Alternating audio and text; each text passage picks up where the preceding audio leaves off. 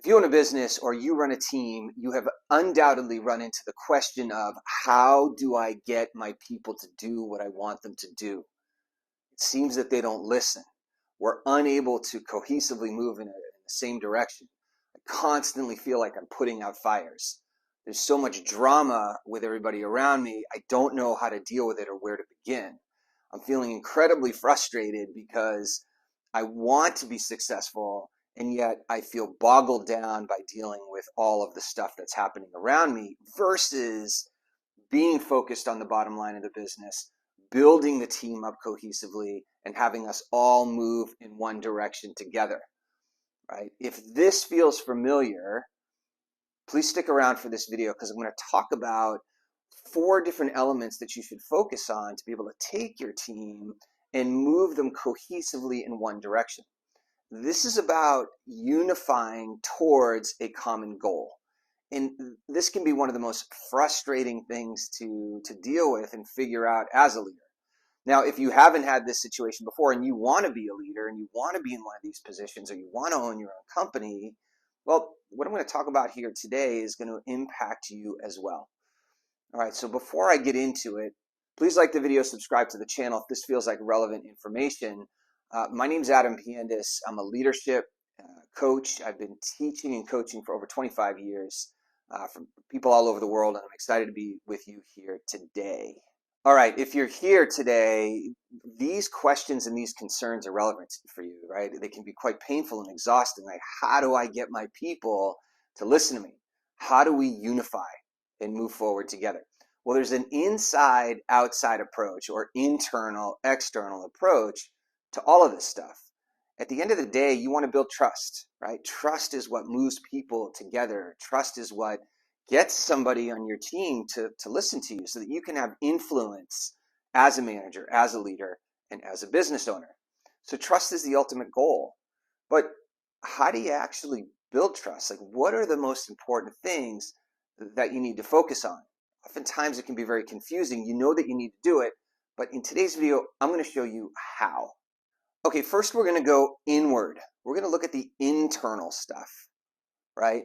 This is about better understanding what are the emotions that your team experiences when you go through conflict, right? Because at the end of the day, conflict is inevitable. And so the more that you can prepare for conflict, the more that you can be able to build trust within your organization, and the more that you're going to be able to move collectively towards that unified goal.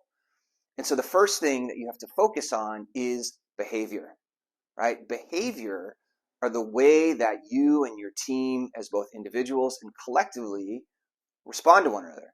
It's the way that they respond to external situations. It's the way that they respond to clients who are frustrated and aggravated, or if there's a downturn in the business and you're not driving as much revenue as possible. All of these stresses are what impact their behavior. And so behavior is not something that just changes overnight at the flip of a switch, right? As you know, if you've had certain struggles in your past, or you're, constantly get cut up in, I'm eating again, or I'm drinking too much, or my relationships aren't working, you have to go back and kind of look at, all right, what got me here? What are the things that I'm doing that's putting me in this situation over and over and over again? And then start to make slight changes over time to create a new behavior and a new pattern. Well, the same thing happens with your team and with the people in your organization. If you look at the past and look at the data and say, okay, when we as a team are struggling or we're feeling stressed, what I've observed is that back talking starts, right? People start resenting one another. So now in order to change that behavior, you have to find a way to nip that in the bud. Get in there and start having conversations that are going to help them work through those challenging times. Because moving towards a unified goal is not about getting everybody to be agreeable all the time. People are going to have their own ideas and have their own perspectives.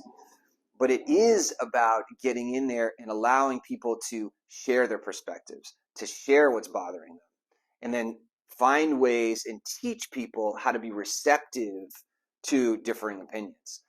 The more that people are able to talk about the things that are bothering them, the more you're going to be able to build that trust and move forward in a cohesive way.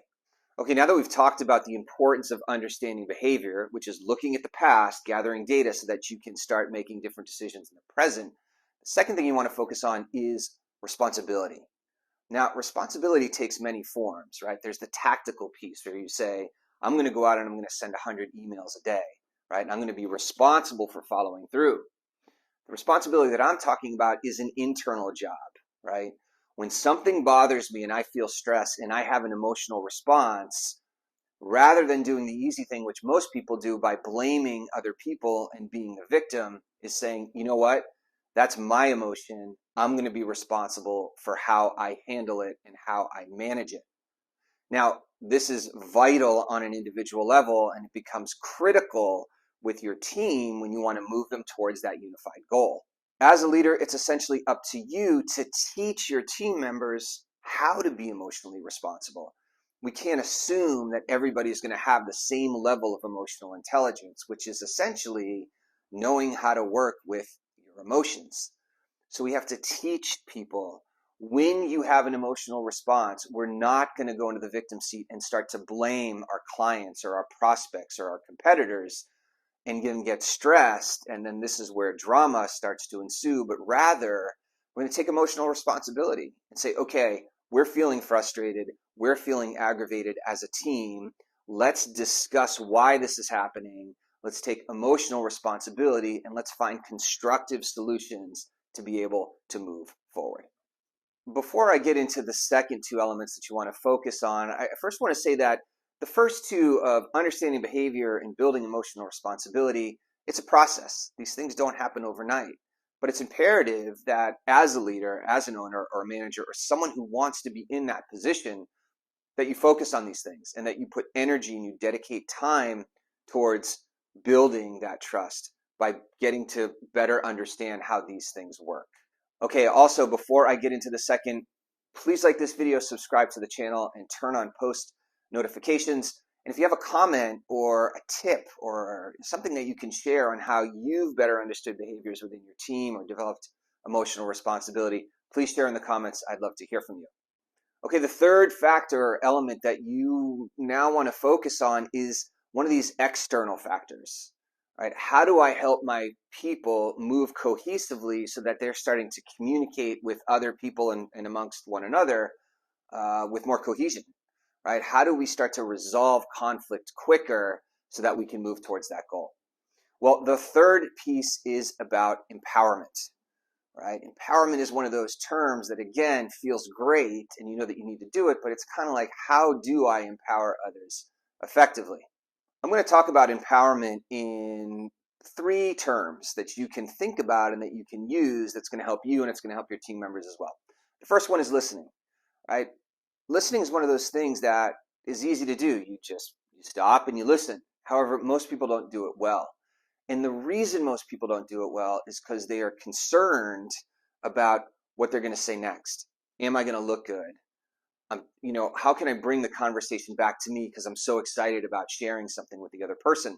When we're talking about dealing with conflict or really wanting to better understand the pains of your clients or your prospects, listening becomes an essential factor. You must teach your people what it means to be a good listener.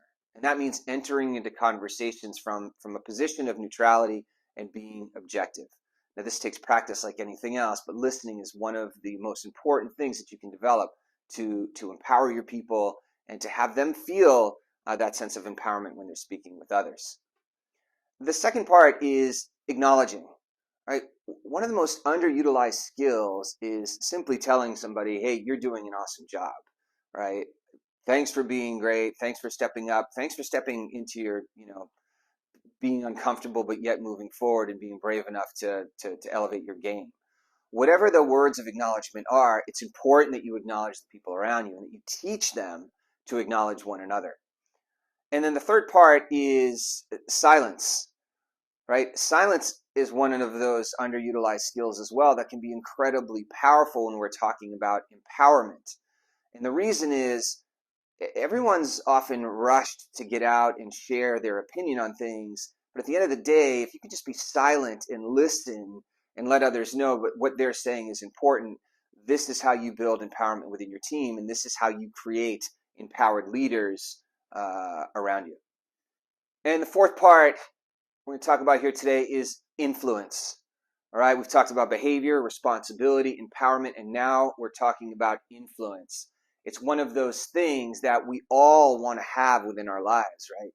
You want to be able to influence decisions. In order to move a team in a unified direction towards a common goal, you have to feel like you're going to have influence on the world, influence on your prospects, influence on your clients, and a way to be able to influence other people within the organization. Now, big misconception around influence is that there's this element of manipulation. I need to get what I want and I'll do anything to get it. That's not what we're talking about. Influence is speaking with a sense of authority. It's encouraging the people on your team to fail forward, right? Which means you're not always going to get everything exactly right or correct, but take risks. Be willing to use your voice and understand that you have authority within you to be influential in the world. The big thing is, as a leader, is that if you can teach your people to feel like they have influence in the world, it's going to help you have more influence as their leader. At the end of the day, doing all these things perfectly is not the end goal here. This is about incrementally getting better at running your organization, at managing a team, and understanding that the only growth that lasts is incremental. So when you think about the 4 steps that we talked about today, understanding your behaviors, taking emotional responsibility, being able to empower your people and feeling empowered yourself, and understanding that everyone can have influence on the world, you're going to set yourself up to not only be successful or to feel successful, you're going to set your company up or your team up to move towards that desired goal. All right, if you enjoyed today's video, you found it helpful, please like this video, subscribe to the channel, turn on post notifications, as I will continue to send out videos that are going to help you step into a leadership role. Now, there's always an opportunity to grow and expand, and so if you take it slow and take it incrementally, this is what's going to put you on that path to success. All right, thanks for being here today, and I look forward to seeing you in the next video.